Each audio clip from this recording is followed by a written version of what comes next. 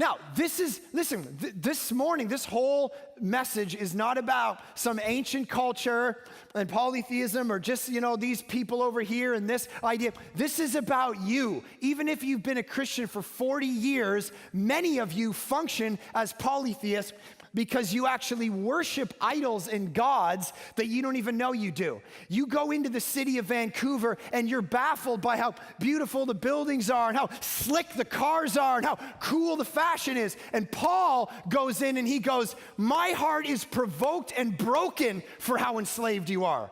Because you think this city's beautiful, but the city is full of idols that you all worship. You worship the money.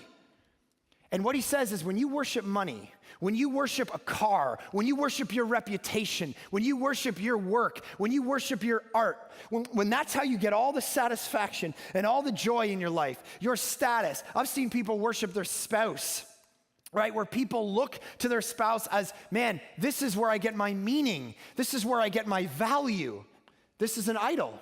And Paul would go, be very careful. Because I have done counseling with people and watched them as they functioned as, man, this is my functional savior sitting with me right here. This is where I get my identity. And then that person dies.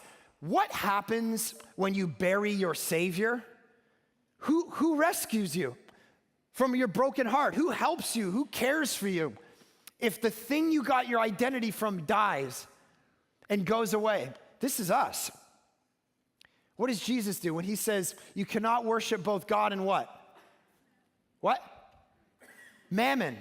He uses the word. He doesn't just go to money. He uses the Greco-Roman idol image, and he says some of you actually, it's not just about money. There's a God behind the money.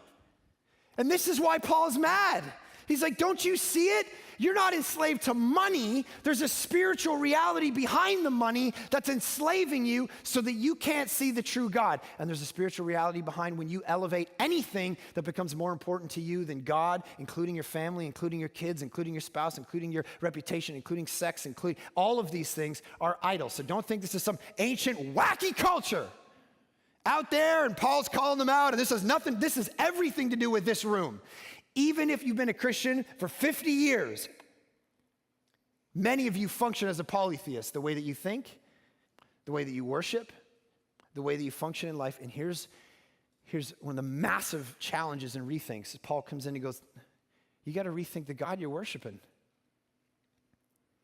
He says, so he reasoned in the synagogue with the Jews and the devout persons in the marketplace every day with those who happened to be there. Some of the Epicurean and Stoic philosophers also conversed with him and said, what does this babbler wish to say? Others said, he seems to be a preacher of foreign divinities because he was preaching Jesus and the resurrection. Paul comes in, he says, you guys are worshiping all of these idols and I've got a different definition of God for you. And here's what it is. It's Jesus who came and died and rose again from death to save you, and that resurrection vindicated his claim that he's God, and now I'm calling all of you to reshape and rethink all of your desire, your tendency and proclivity to be polytheists and recognize there is only one God. And they're going, man, he's talking foreign deities. He's going, there's one God.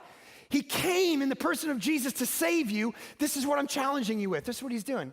Now what happens is, you and I, there's this great temptation to move toward polytheism and all of its modern constructs because in our culture, what do we love? We love not one idea of God that I either accept what he says about morality or hell or heaven or salvation, and then I've got to accept it. We don't like that. So what we've done is we've created a palette, all right, where we like variety. Right? So if I don't believe, see, the great thing about polytheism is if I don't believe in just one God, I believe in a multitude of gods, then if I like the characteristic and the personality of one God, then I'll just relate to him because he becomes more like me. And so what we begin to do is create the gods in our image, which in our culture, we love it because we like buffet. We like variety, man. We don't want to be shoved into one God, one size fits all. We want variety, baby.